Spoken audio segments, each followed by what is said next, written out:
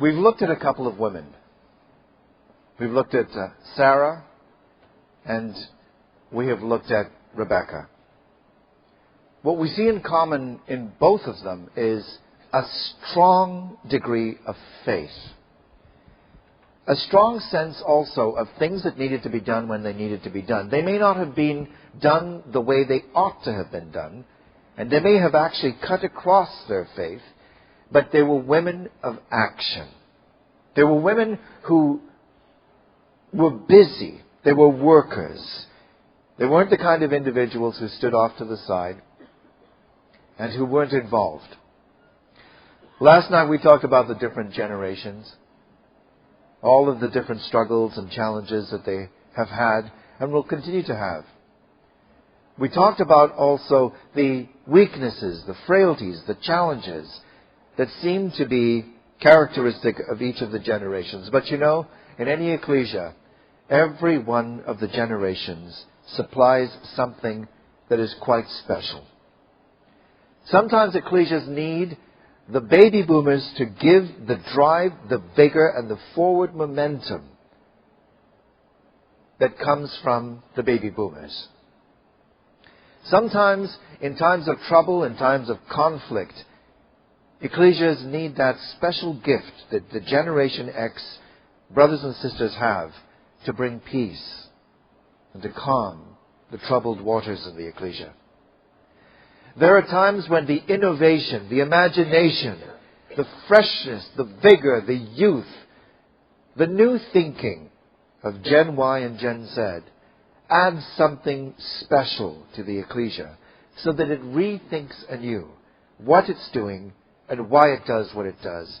And so that it has the chance to leverage things which it may not have thought of using prior. Technology, different ways of approaching the public outside, and ways also of bringing new life and vigor to what we do internally.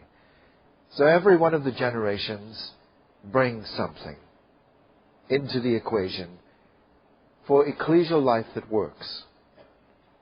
There are times when the weaknesses that characterize one generation will irk another generation.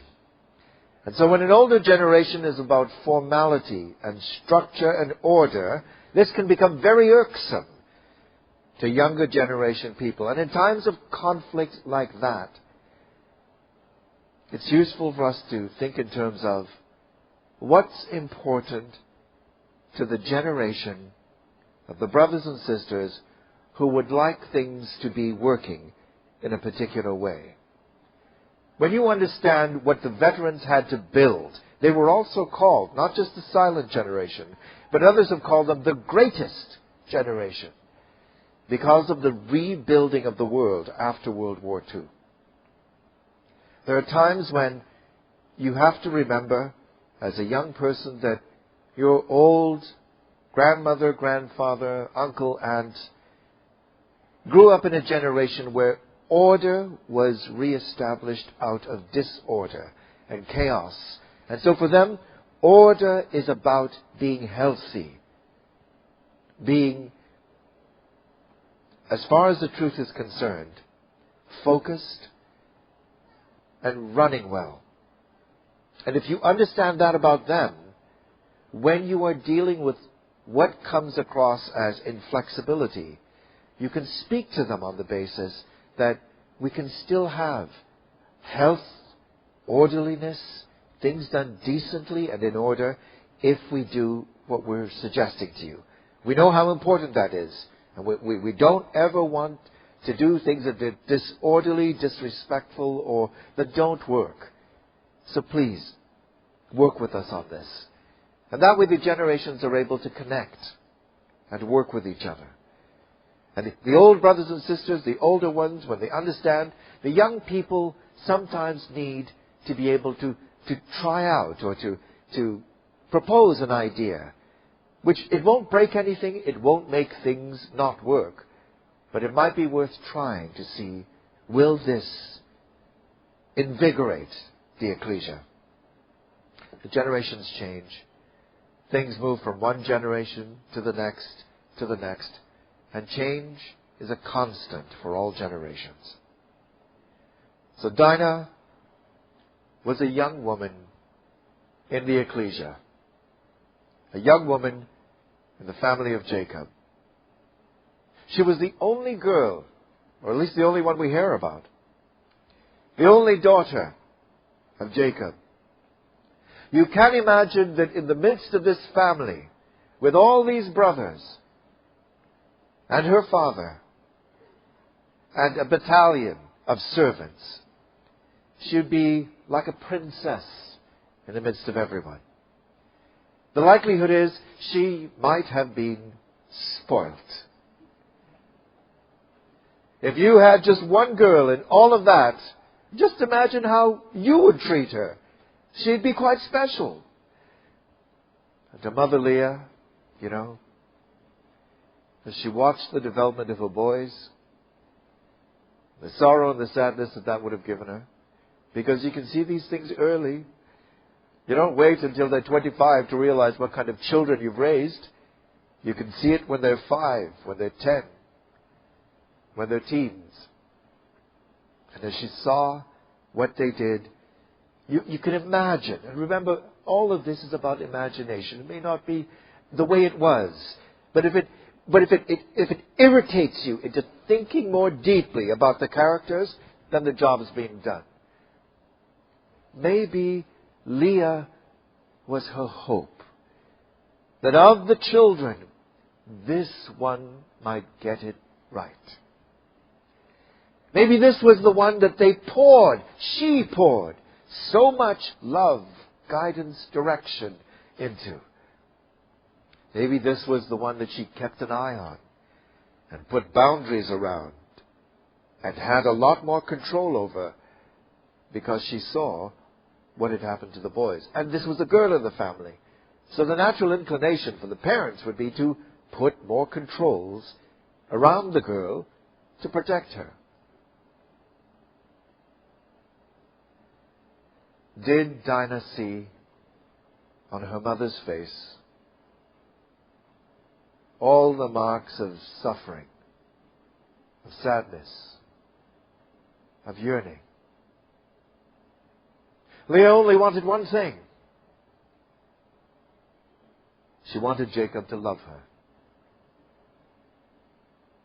Just that he would feel for her something close to what he felt for her sister. She knew she was the woman he had been tricked into marrying, and she knew that that would always be a barrier between him and her. But she loved him so much. She yearned for his love. Might a teenaged girl not disrespect that in her mother? Might she not be angry? Why do you have to be so needy? Why do you need him to need you? Why can't you just be yourself? Might she not have looked at her father with the way he managed the family, which was by not managing the family? By letting everything go. Like Isaac, he had withdrawn to his tent. His tent. It was bartered about like an animal between the women with mandrakes. He couldn't get the boys under control.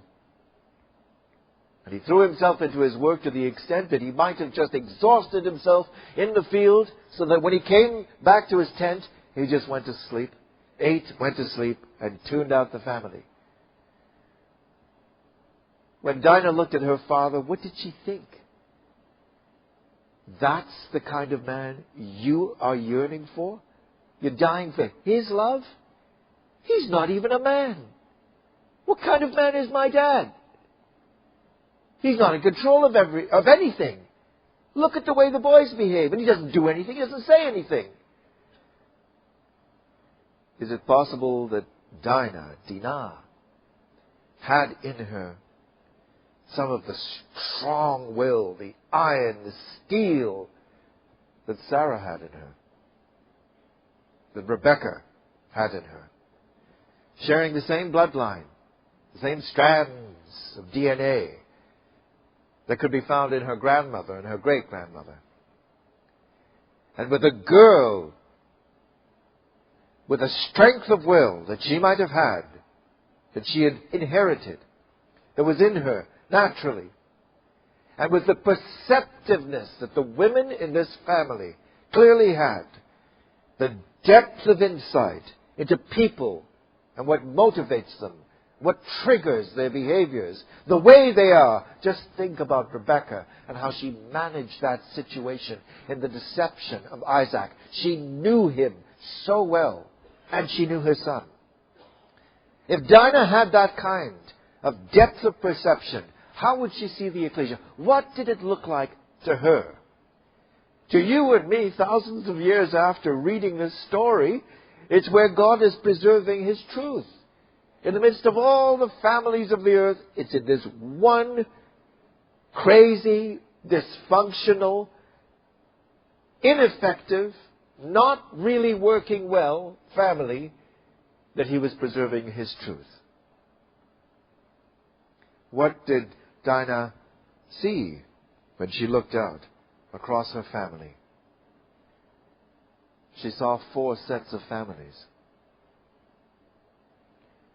2 wives, 2 servants.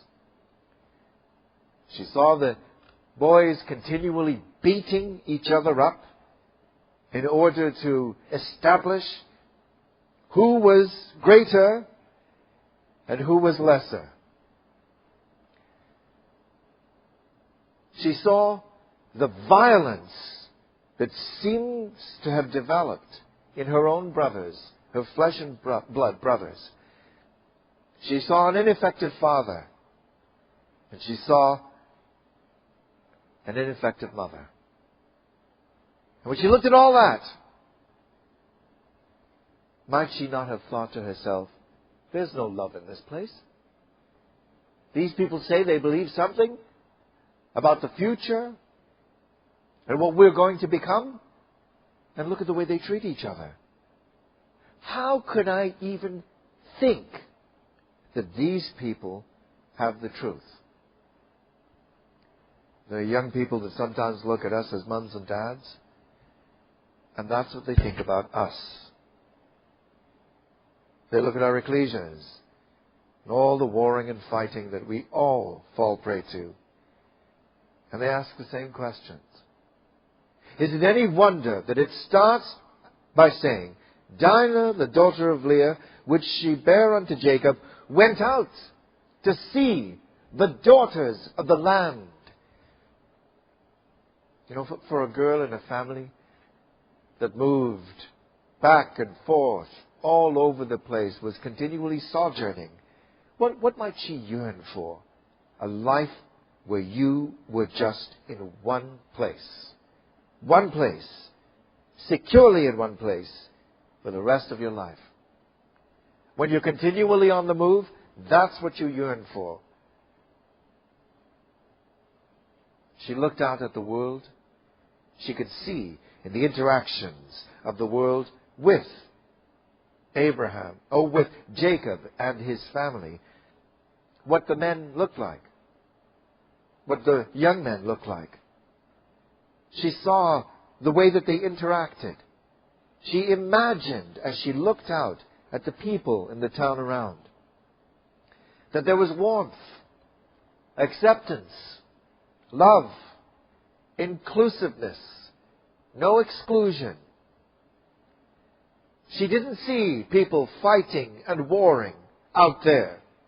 And she wanted to know, what is that all about? It wasn't just that she went out to see them. She went out there to get to know them. She wanted to understand who they were, what kind of people they were. So she went out. Now just think. Think about the logistics that young lady had to deal with. Now, we can imagine she might have been a young teen. Think of the logistics. You're the one daughter of Jacob. Everybody is keeping an eye on you. Where is Dinah? Oh, there she is. Always keeping an eye. And so she had to know What was the routine of the servants? When would there be a break in activity so she could dart out of the encampment with nobody seeing her and out the door? And if you've got teenagers, you know exactly what I'm talking about. All right? You know exactly what I'm talking about. So she knew the rhythms of the family and of the encampment. She knew where the break points were, and she got out so that nobody could see her. Because, just consider it, would she have been allowed to go out into the city on her own? Just think about that, baby boom mother. Would you have let your child just pop on the bus and go into town at 15 years of age on her own? No, you wouldn't. Absolutely not. So what does that tell us then about this girl, if it happened that way? She's clever, perceptive, innovative, has high personal initiative, and a strong amount of self-confidence, because she knows what's going to happen when she comes back home. And she does not care, which means she has the strength of personality to withstand whoever yells at her to whatever extent. Do you have a firstborn child like that? You might. You might have a daughter like that. Right? And that's what this girl does. She goes out knowing full well what she's going to get back home. But just like Sarah in the matter of Hagar, and just like Rebekah ultimately in the matter of Isaac from the blessings, she didn't fully calculate or understand the risks. She had what all young people have, which is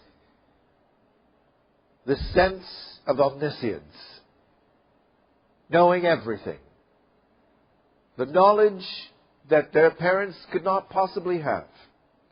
And she knew that she'd be all right and she would take care of things and she'd take care of herself.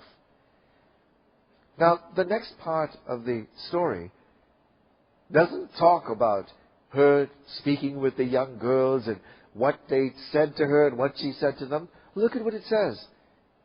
When Shechem, the son of Hamor the Hivite, prince of the country, saw her, he took her, he lay with her, he defiled her. And his soul clave unto Dinah, the daughter of Jacob. And he loved the damsel, and spake kindly unto the damsel.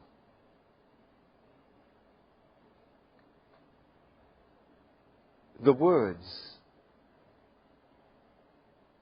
they hurt to read. She went into the city. And though she thought she had control of the situation, she lost complete control of it. Now just think. This girl who has been treated like a princess all her life. And she is. She's a princess in the house of a king, of Jacob. And who looks around and she doesn't have a friend among the servants. All the little girls she plays with, she always feels that there's a distance between her and them. She's different to them. For the first time, goes into a town and sees a prince. A prince. And doubtless he would have been extremely good looking.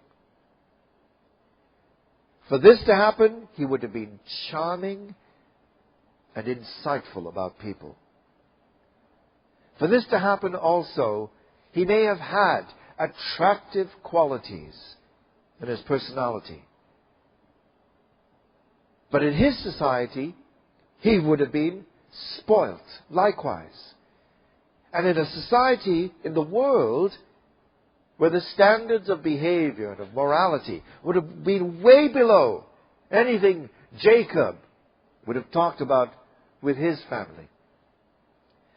Shechem just did what's done in the world, in the order that it's done in. And look at the order. He took her, lay with her, defiled her, and then he falls in love with her. You just think about the order of those things. The whole thing is is topsy-turvy, isn't it? He doesn't fall in love with her and then do the right thing with her family and then move to the final act, the behavior, the thing that was done, that's described. That comes first. And in the world in which we are living in today, that seems to be the way things work. The last thing that people say to each other is, I love you. People jump into intimate relationships with each other with no commitment. And then they see how they like each other. How is this going? Well, maybe we'll stay together a bit. But there still isn't the I love you. And there's no commitment. There's no marriage. And then these things progress and progress. And then after a while, they say I love you. And then a long while after that, let's get married. And they build their prenuptial agreement. So they write out the death certificate for their marriage. And it's signed the day that they are married. That's what it is. If/when we are divorced, this is what we're going to each get. So Shechem was just doing what young men in this world do. And I'm sad to say, brothers and sisters, I'm very sad to have to say this. Young men in the truth sometimes too. And we need to remind our young men, as well as our young women, in this world of no morality, of low behavioral standards, of no honor in relationships between men and women, we need to remind them about what relationships are supposed to be. So that our young men are taught, you never, ever, ever push a young woman past a particular boundary line that she should not be pushed beyond. You don't do it. You don't do it for her, and you don't do it for you. And you don't do it for God. And so that our young women are taught the same thing. That does not mean that they will do what we've told them to do.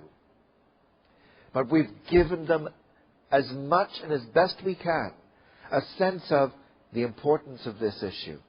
The consequences if you go past. What could happen to you both? The responsibility and obligations that you have as these things happen and progress beyond a point of no return. So they know, should they make these mistakes, as all of our children do these days. Now put yourself in the shoes of young Dinah. There you are in this absolute pitch blackness of emotional crisis. You've lost everything. You broke the rules, you outsmarted everybody, you got into town, and you were completely outsmarted and taken advantage of. You now know, I cannot go back home. I can't go to my mother and look her in the face after this. I can't go back home because of what my brothers will do. Now, what would my dad say? I'm an absolute mess.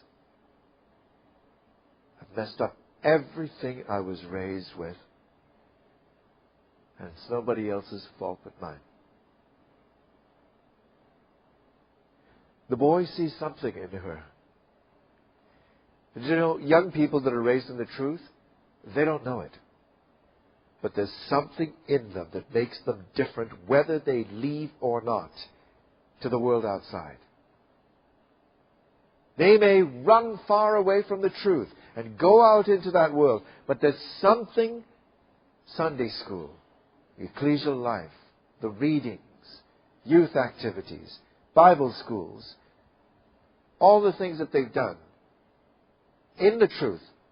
There's something that's been put into them that makes them different to the world outside.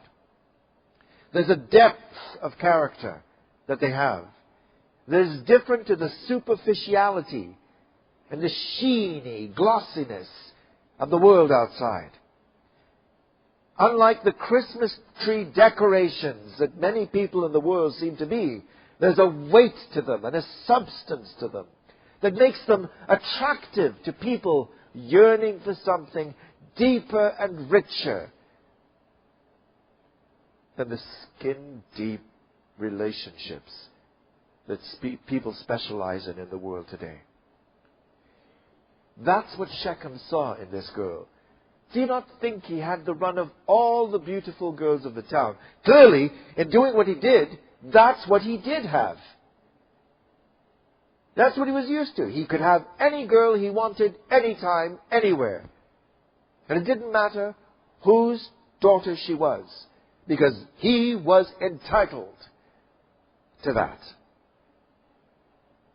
But he saw in Dinah something he had never, ever seen in a girl before. This was a woman of substance. Yes, she was conflicted. She was immature.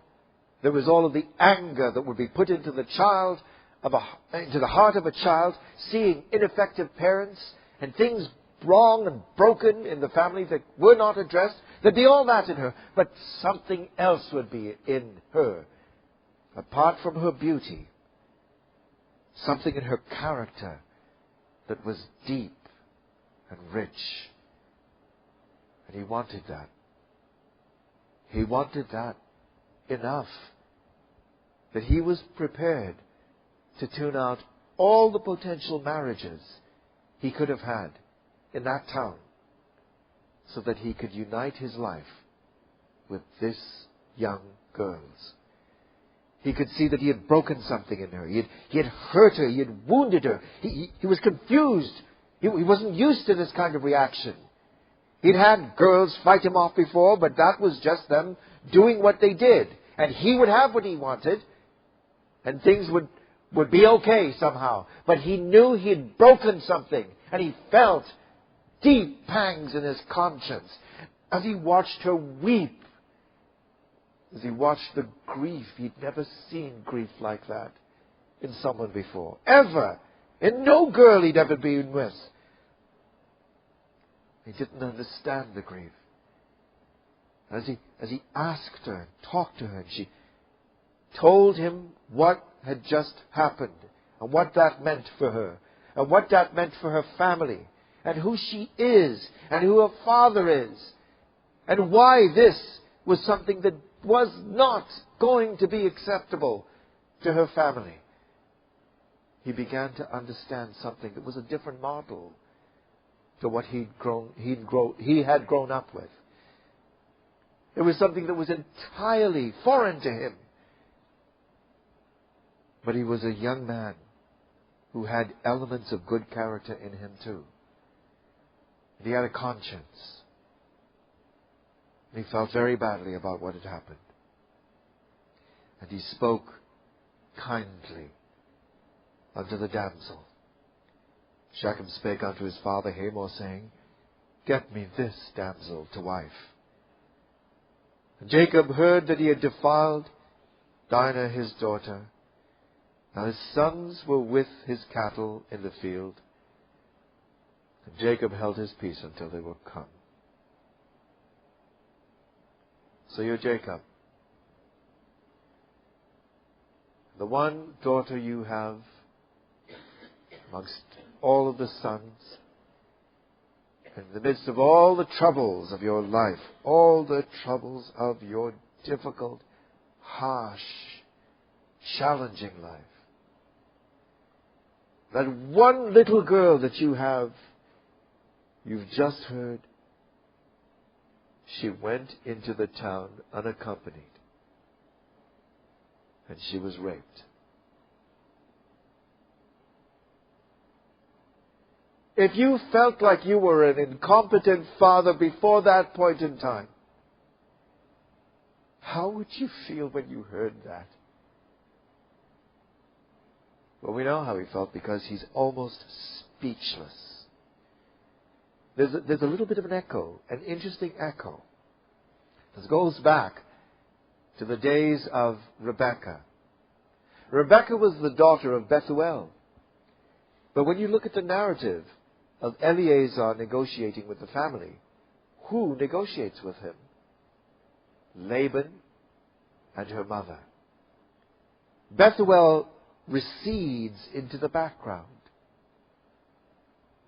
It's almost as if Rebekah had grown up with a father who was ineffective, who was not a leader, who couldn't guide, who was checked out mentally, emotionally, who wasn't always engaged and committed to the work and dealing with the messiness of family life. And so the mother and the son and the daughter picked up the slack. And they made things happen, and they worked things out. So when Rebekah does what she does with Isaac, she was used to taking control. She was used to seeing her mother and her brother take over because Bethuel might not have been an effective leader. And so what happens is, in this story, Jacob will recede into the background. And his voice will not be heard. And it's a telling moment. It shows us an aspect of the character of Jacob. And it also tells us how far this family had fallen from where a family ought to be to what it had become. Verse 6, and Hamor, the father of Shechem, went out unto Jacob to commune with him.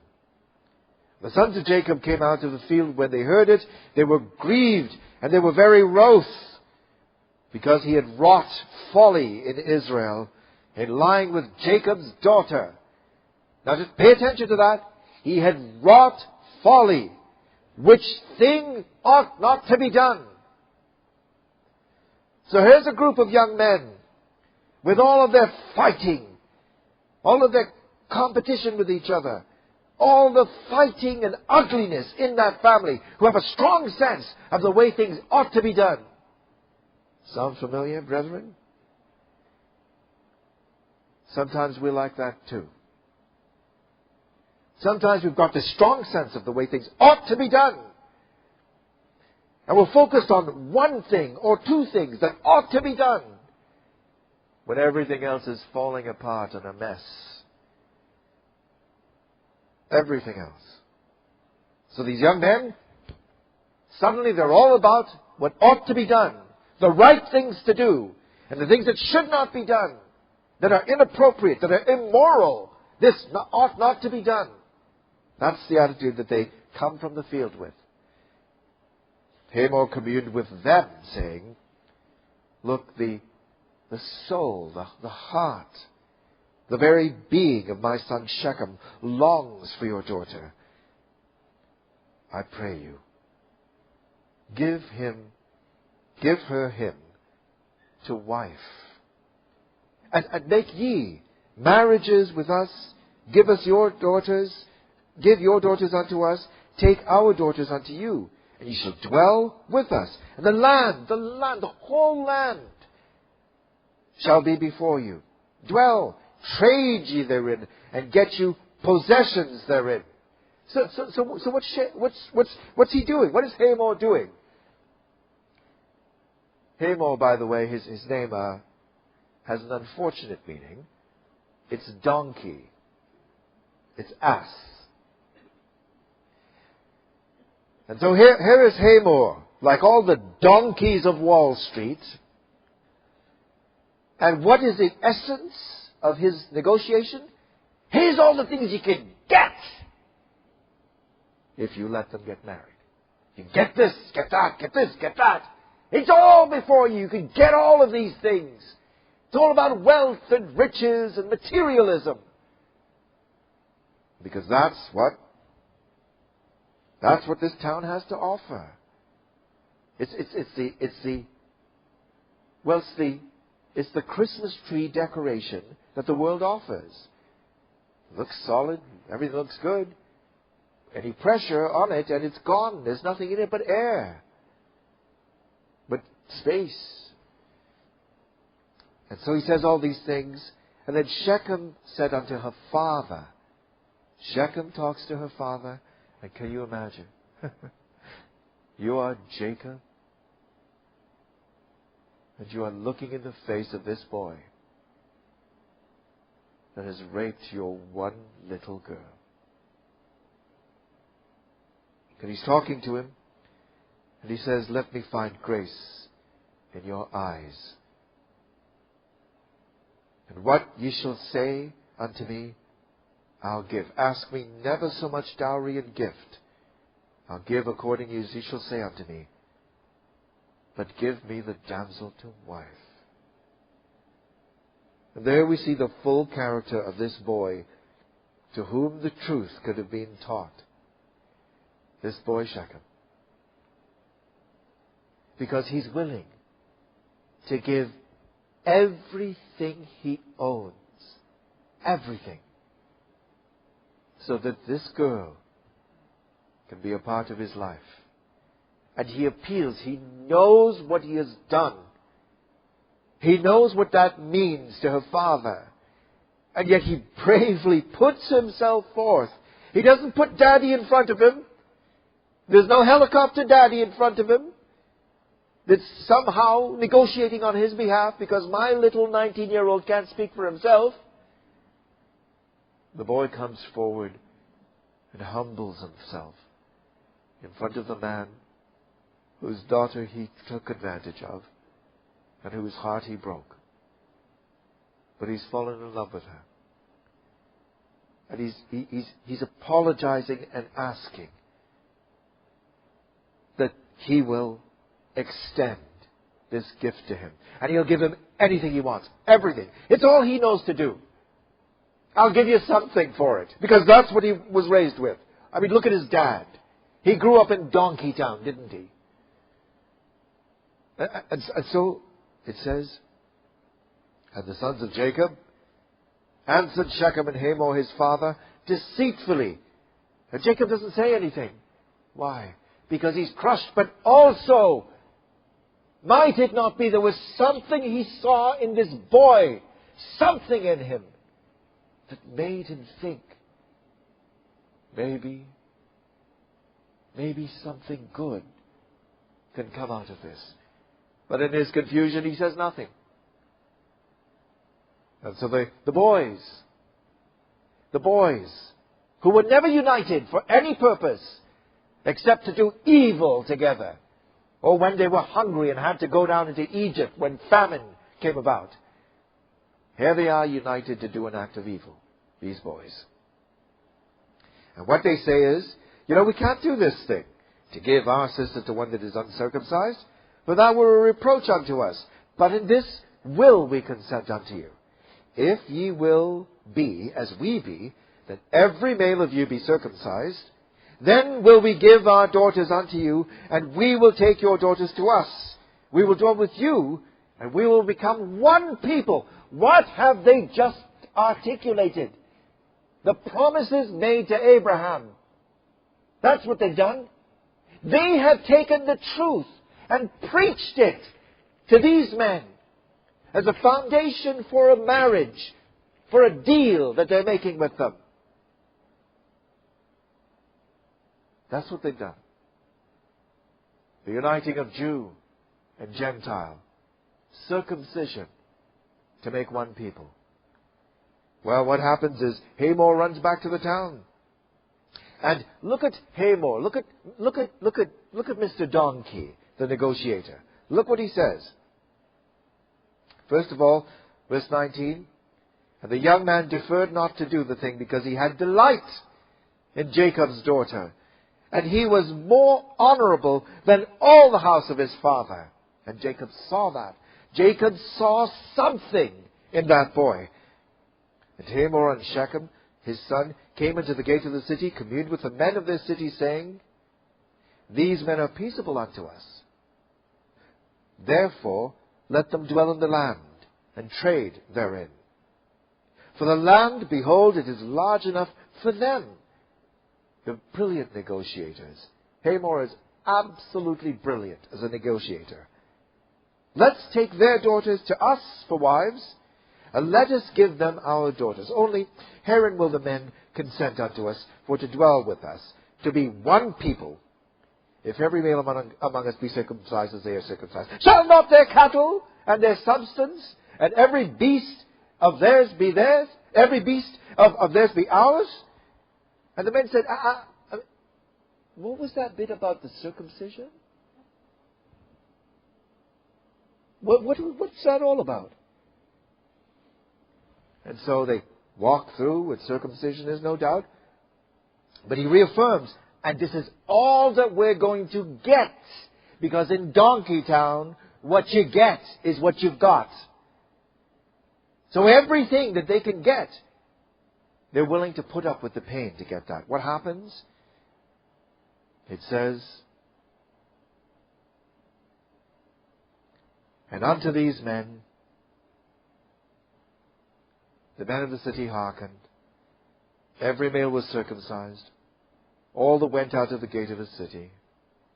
And on the third day, when they were in the maximum amount of pain and incapacity, the sons of Jacob, Simeon and Levi, Dinah's brethren, took each man his sword, and came upon all the city boldly, and slew all the males. These are the men to whom they had preached the truth. These are the men who had been circumcised. It was as if they had taken people, and while they were baptizing them, held them under the water and drowned them. That's what these men did. Simeon and Levi. And then it says, and they slew Hamor, and Shechem his son, with the edge of the sword, and took Dinah out of Shechem's house, and went out.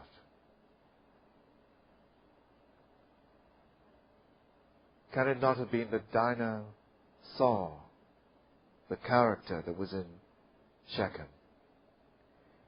Can it not have been that she would have thought of the promises and the fact that Jew and Gentile would be one people one day?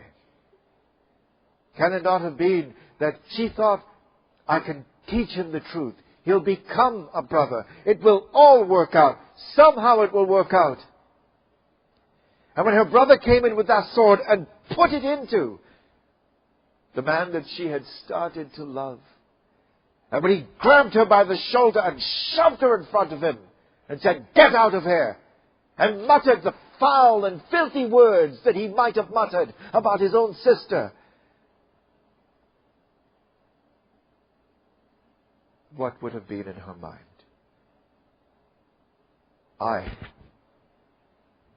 I did all of this.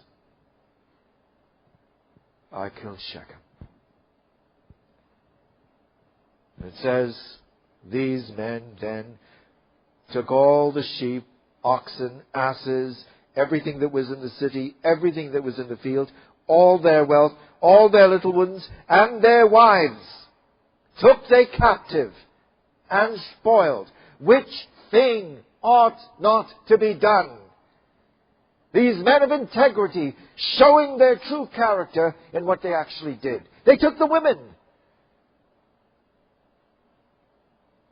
When Dinah went back home, bearing all the burden of the earth on her shoulders, and went into Leah's tent, and looked on Leah's face, and saw that she had added to all the pain that Leah already had a whole new overlay of anguish. What would our young sister have felt? I imagine her staying in her tent, barely ever coming out. The children of the family were not encouraged to go near Dinah's tent. Every once in a while, Dinah would come out from the gloom, the darkness of her tent, just to feel the sunshine on her face, and would see a woman of Shechem going by, a heavy burden of wood on her back, her clothes and rags, and one black eye. And their eyes would meet, and she would turn around and go back into her tent. Their eyes would meet, and she would turn around and go back into her tent. Their eyes would meet,